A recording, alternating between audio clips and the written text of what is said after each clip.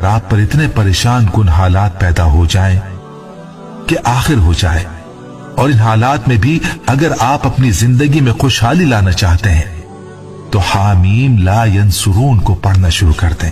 हजरत अली ने फरमाया, 3 कामों से बेवकूफ की पहचान होती है। एक, वो अपने जरूरी कामों से लापरवाह रहता है।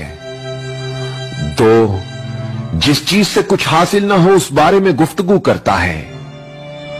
और 3, अल्लाह पाक के ये 2 मुबारक सिफाती नाम या ज़ल जलाली वल इकराम, जो मुसलमान सिद्क़े दिल के साथ, यकीन कामिल के साथ या ज़ल जलाली वल इकराम पढ़े और इन कलिमात के साथ अल्लाह पाक की बारगाह में दुआ करे तो अल्लाह पाक उसकी दुआएं कबूल फरमाता है। फरिश्ते की दुआ लेना चाहते हैं तो ये काम कीजिए। अल्लाह के नबी का फरमान है कि हर रोज आसमान से 2 फरिश्ते उतरते हैं।